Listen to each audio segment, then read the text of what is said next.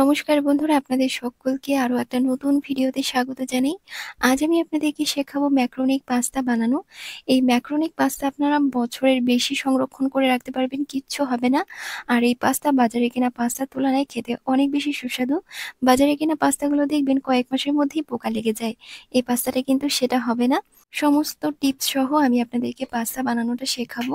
খুবই অল্প খরচে নির্ভেজালভাবে আপনারা বাড়িতেই খুব সহজেই পাস্তা তৈরি করতে পারবেন। তো বন্ধুরা, ভিডিও সম্পূর্ণ দেখতে থাকুন, আপনাদের অনেক ভালো লাগবে।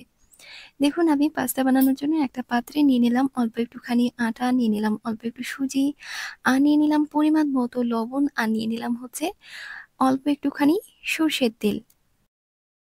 এখন এটাকে ভালো মতো একটু মেখে নেব। আর আপনারা যতটুকু আটা নেবেন, আটার তুলনায় সুজির পরিমাণটা একটুখানি কম নেবেন। তো দেখুন, এটা মাখানো আমার হয়ে গেছে। এখন অল্প অল্প জল দিয়ে এটাকে মেখে একটা ডো তৈরি করে নেব। রুটির ডো আমরা যেরকম তৈরি করি ঠিক সেরকমই একটা ডো তৈরি করে নেব। গরম জল দিয়ে মাখার দরকার নেই, ঠান্ডা জল দিয়ে মাখলেই হবে। সর্ষের তেল আর লবণটা দেওয়ার কারণেই কিন্তু এই পাস্তা অনেকদিন বেশি ভালো থাকে। আর এই পাস্তা একদম নির্ভেজালভাবে তৈরি করা। যখন মন চাইবে তখনই আপনারা সেদ্ধ করে অল্প একটু সবজি দিয়ে বানিয়ে নিতে পারবেন। তো বন্ধুরা, আজকের রেসিপিটা সম্পূর্ণ দেখবেন, তারপর আপনারা অবশ্যই বাড়িতে তৈরি করবেন এই পাস্তাটা, দেখবেন আপনাদের অনেক পছন্দ হবে। তো যাই হোক, দেখুন আমার ডোটা তৈরি হয়ে গেছে। তো এটা আমি একটু কিছুক্ষণের জন্য ঢাকা দিয়ে রাখবো। একটু কিছুক্ষণ পর ফিরে এলাম, দেখুন ডোটা একটু নরম হয়ে গেছে। তো এখন আমরা পাস্তাগুলো তৈরি করে নেব। ভালো করে ডোটাকে আবারও একটু মেখে নিচ্ছি। তো বন্ধুরা, দেখুন আমি ডোটাকে খুব ভালো মতো মেখে নিয়েছি। ডোটা থেকে 4টে লেচি কেটে নিলাম। এখন হচ্ছে পাতলা পাতলা রুটির মতো বেলে তারপর আমরা পাস্তাগুলো তৈরি করে নেব। বেলার জন্য নিয়ে নিলাম অল্প একটুখানি আটা। আমি আটা আর সুজি দিয়ে পাস্তাটা তৈরি করছি। আপনারা কিন্তু ময়দা আর সুজি দিয়েও পাস্তাটা তৈরি করতে পারেন। অনেক সময় হয় না যে হচ্ছে ঘরে আটা থাকলে ময়দা থাকে না, ময়দা থাকলে আটা থাকে না, তো তখন হয়তো ভাবতে পারেন ময়দা কি দেওয়া যাবে কিনা। তো তার জন্য আপনাদেরকে বলে দিলাম যে আপনারা আটার বদলে ময়দাও দিতে পারেন। তো যাই হোক, দেখুন রুটিটা আমি বেলে নিয়েছি। আর রুটিটা এই যে এরকম পাতলা করে বেলবেন। এই সাইডটা একটু সমান করে কেটে নিচ্ছি।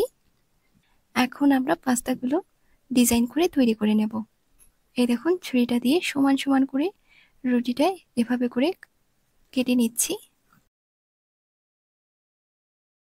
এরপর এই যে দেখুন এরকম করে কেটে নিচ্ছি।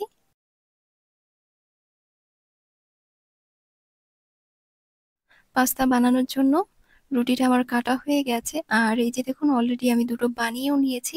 এই যে দেখুন, এরকম কিন্তু বাজারে একটা পাস্তা পাওয়া যায়। এই পাস্তাটাই আমি বানাচ্ছি। তো চলুন এখন আমি আপনাদেরকে দেখিয়ে দিচ্ছি যে আসলে এটাকে কিভাবে বানাতে হবে। এই যে দেখুন, রুটিটা এই যে এইভাবে করে ধরে এই যে দুপাশে এভাবে করে একটু মাঝখানে চাপ দিয়ে দিতে হবে। দেখুন কত সহজ। খুব সহজেই কিন্তু আপনারা এই ডিজাইনটা তৈরি করে নিতে পারবেন। আমি আপনাদেরকে আরো একটা দেখিয়ে দিচ্ছি, তাহলে আপনাদের সুবিধা হবে। এই যে দেখুন, এভাবে রুটিটা ধরে তারপরে এই যে দেখুন এরকম করে চাপ দিয়ে দেবেন। এই দেখুন হয়ে গেল। কত সুন্দর লাগছে না দেখতে? পাস্তাটা আপনারা এই ডিজাইনেরও তৈরি করতে পারেন বা আপনাদের মন পছন্দের ডিজাইনও করতে পারেন। বাজারে যেটা পাওয়া যায় সেই ডিজাইনটাই আমি আপনাদেরকে করে দেখালাম। এটা বানাতেও বিশেষ একটা সময় লাগে না, দেখতেও বেশ সুন্দর লাগে।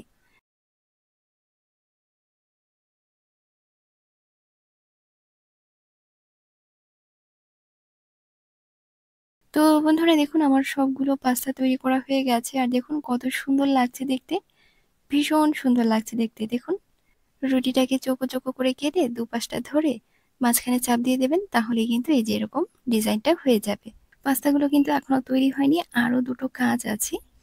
এরপরে যে দেখুন থালার মধ্যে আমি তেল লাগিয়ে নিলাম। এখন আমি পাস্তাগুলো থালার মধ্যে তুলে নিচ্ছি। থালাতে কিন্তু অল্প একটু তেল লাগাবেনই, তা না হলে কিন্তু পাস্তাগুলো থালাতে আঁকড়ে ধরবে। তো বন্ধুরা, দেখুন আমি সবগুলো পাস্তা থালার মধ্যে সাজিয়ে নিয়েছি। দেখুন কত সুন্দর লাগছে দেখতে। এখন হচ্ছে এই পাস্তাগুলো এই জলের মধ্যে ভাপাবো। দেখুন কড়াইতে আমি অল্প একটুখানি জল দিয়ে দিয়েছি। এখন থালাটা এই জলের উপরে বসিয়ে দিলাম। একটা বড় থালা দিয়ে ঢাকা দিয়ে দিলাম। খানিকক্ষণ একটু পাস্তাগুলো ভাপিয়ে নেব। কিছুক্ষণ পর ফিরে এলাম, ঢাকনাটা তুলে নিচ্ছি। দেখুন পাস্তাগুলো কিন্তু ভাপানো আমার হয়ে গেছে। দেখুন কালারটা চেঞ্জ হয়ে গেছে। আপনাদের যদি ফুটো থালা থাকে তাহলে আপনার ফুটো থালার মধ্যে নিয়ে নিতে পারেন। আর যদি না থাকে তাহলে আমার মতো করে ভাপিয়ে নেবেন। তো বন্ধুরা এরপরে এই যে দেখুন আমি পাস্তাগুলো তুলে নিচ্ছি। এই পাস্তাগুলো আপনারা রোদেও শুকাতে দিতে পারেন বা ফ্যানের নিচেও কিন্তু রেখে দিতে পারেন। যদি রৌদ্র না থাকে তাহলে ফ্যানের নিচে রেখে দেবেন। আর এখন তো গরমকাল, সবসময় ফ্যান চলতেই থাকে। ফ্যানের নিচে রেখে দিলেই কিন্তু এই পাস্তাগুলো খুব সুন্দরভাবে শুকিয়ে যাবে। ১-২ দিনেই এই পাস্তাগুলো খুব সুন্দরভাবে শুকিয়ে যাবে। এই যে দেখুন কত সুন্দর হয়েছে দেখুন। এর মধ্যে কিন্তু একটুকু জল লেগেনি। আমি যেরকমভাবে পাস্তাটা ভাপিয়েছি ঠিক সেরকমভাবেই আপনারা পাস্তাটা ভাপাবেন। এভাবে করে ভাপিয়ে নিলে পাস্তাটা খুব তাড়াতাড়ি শুকিয়ে যাবে আর খুব ভালোও থাকবে। রোদ্রে দিতে পারলে রোদ্রে দেবেন, আর না হলে ফ্যানের নিচে রেখে দেবেন। তাহলেই খুব সুন্দরভাবে শুকিয়ে যাবে। দেখুন বন্ধুরা পাস্তাগুলো শুকিয়ে গেছে খুব সুন্দরভাবে। আর এই পাস্তাগুলো আমি কিন্তু ফ্যানের হাওয়াতেই শুকিয়েছি। দুদিনেই খুব সুন্দরভাবে পাস্তাগুলো শুকিয়ে গেছে। এই যে দেখুন কত সুন্দর কটকটা শুকিয়েছে। আর এই পাস্তাটা আমি ৩ মাস আগেই বানিয়ে রেখেছি। আপনাদের সাথে শেয়ার করব করে আর করাই হয়নি। ভেবেছিলাম যে পাস্তাটা একবারে আপনাদেরকে বানানোটাও দেখাবো, মানে রান্না করেও দেখাবো যে আসলে পাস্তাটা কিরকম হয়েছে। অনেকদিন থেকেই ভাবছি যে ভিডিওটা আপনাদের সাথে শেয়ার করব, কিন্তু করা হয়নি। অন্যান্য রেসিপি বানানো হয়ে যায় তো তখন আর এটা বানানো হয় না। তো ৩ মাস হয়ে গেছে এটা বানিয়েছি। আর দেখুন কত সুন্দর আছে। আমি আপনাদেরকে 100% গ্যারান্টি দিচ্ছি আপনারা এই পাস্তাটা বছরের বেশি সংরক্ষণ করে রাখতে পারবেন। কিচ্ছু হবে না, কোনো রকম গন্ধও হবে না, কোনো রকম পোকাও ধরবে না।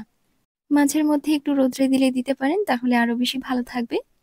তো যাই হোক চলুন আমি আপনাদেরকে এখন পাস্তা বানানোটা দেখাই যে আসলে পাস্তাটা কিরকম হয়েছে।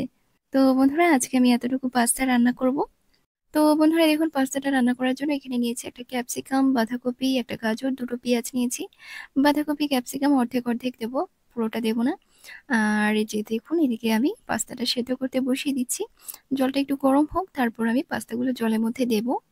জলটা গরম হয়ে গেছে, পাস্তাগুলো জলের মধ্যে দিয়ে দিলাম। পাস্তাগুলো তৈরি করার সময় আমরা আটার মধ্যে তেল লবণ দিয়েছিলাম। তো পাস্তাগুলো সেদ্ধ করার সময় তেল লবণ দেওয়ার দরকার নেই। একটুখানি ঢাকা দিয়ে দিয়েছি তাহলে তাড়াতাড়ি সেদ্ধ হবে। এই দেখুন পাস্তাগুলো সেদ্ধ হয়ে গেছে। আর দেখুন পাস্তাগুলো কিন্তু বড় হয়ে গেছে। এই দেখুন পাস্তাটা সেদ্ধ হয়ে গেছে। এখন পাস্তাটা নামিয়ে নিয়ে ঠান্ডা জলে পরিষ্কার করে ধুয়ে নেব। তো বন্ধুরা দেখুন আমি পাস্তাটা পরিষ্কার করে ধুয়ে নিয়েছি। আর এই যে দেখুন কত সুন্দর লাগছে দেখতে। হোমমেড পাস্তা একদম নির্ভেজাল ভাবে তৈরি করা। আপনারা অবশ্যই বানাবেন, আপনাদের ভীষণ পছন্দ হবে। এরপরে যে দেখুন সবজিগুলোও কেটে কুটে নিয়েছি। লঙ্কা কুচি, পেঁয়াজ কুচি, গাজর, ক্যাপসিকাম, বাঁধাকপি সমস্ত সবজি ছোট ছোট করে কেটেছি। আর এরপরে যে দেখুন কড়াইতে তেল দিয়ে দিলাম। কড়াই আর তেলটা কিন্তু খুব ভালো মতো গরম করে নেবেন। এরপরে যে দেখুন তেলটা গরম হয়ে গেছে, দিয়ে দিলাম বাঁধাকপি, গাজর, পেঁয়াজ আর কাঁচা লঙ্কা কুচি। দিয়ে দিলাম পরিমাণ মতো লবণ, অল্প একটুখানি লাল লঙ্কার গুঁড়ো, আর দিয়ে দিলাম হচ্ছে সামান্য পরিমাণে হলুদ গুঁড়ো। ভালো মতো নাড়াচাড়া করে নিয়ে সবজিটা খানিকক্ষণ একটু ভেজে নেব। আর ক্যাপসিকামটা সবার শেষে দেব, এখন দেব না। এখন দিলে ক্যাপসিকামটা একেবারে নরম হয়ে যাবে আর ঘোলাও হয়ে যাবে। আর ক্যাপসিকাম বেশি সেদ্ধ হলে খেতে ভালো লাগে না। তো বন্ধুরা দেখুন সবজিটা আমাদের হালকা ভাজা হয়ে গেছে। তো এখন আমি পাস্তাটা দিয়ে দেব।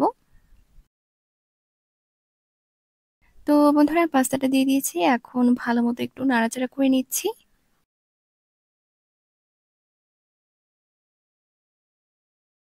ভালো মতো নাড়াচাড়া করে নিয়েছি। এখন আমি এই যে দিয়ে দিচ্ছি ৫ টাকা দামের ম্যাগি মশলাটা, পুরোটাই দিয়ে দেব।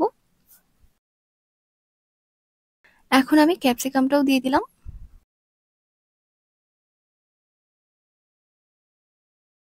পাস্তাটা ভালো মতো নাড়াচাড়া করে নিয়ে পাস্তাটা খানিকক্ষণ ভেজে নেব।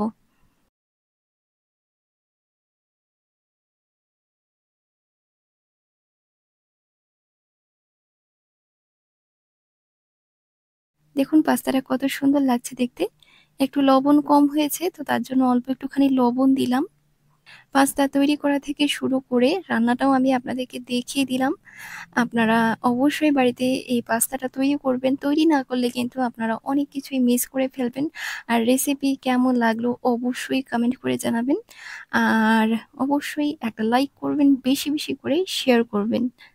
যাতে করে আমার এই সিম্পল সুস্বাদু স্বাস্থ্যকর রেসিপিগুলো সবার মধ্যে পৌঁছে যায় আপনাদের দ্বারা। তো বন্ধুরা, পাস্তা আমার হয়ে গেছে। তো এখন আমি পাস্তাটা নামিয়ে নিচ্ছি। পাস্তা বা চাউমিনে সবজির পরিমাণটা বেশি দেবেন। সবজির পরিমাণটা বেশি হলে খেতে বেশি ভালো লাগে।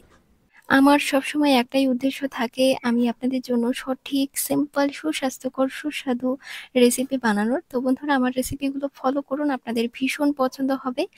আর পাস্তা বানানোর প্রসেস আপনাদের কাছে কেমন লাগলো অবশ্যই কমেন্টে জানাবেন, আর অবশ্যই বাড়িতে ট্রাই করবেন। আর বিশ্বাস করুন, বাজারে কেনা পাস্তার তুলনায় আমার হাতে তৈরি পাস্তাটাই সবথেকে বেশি ভালো লেগেছে। তো আপনাদেরও ভালো লাগবে, আপনারা অবশ্যই বাড়িতে তৈরি করুন। তো বন্ধুরা, আজকের জন্য তাহলে এই পর্যন্তই। আর চ্যানেলটিকে সাবস্ক্রাইব করে রাখুন এমনই ইউনিক ইউনিক সুন্দর রেসিপিগুলো পেতে। তো বন্ধুরা, ভালো থাকবেন সবাই। নমস্কার।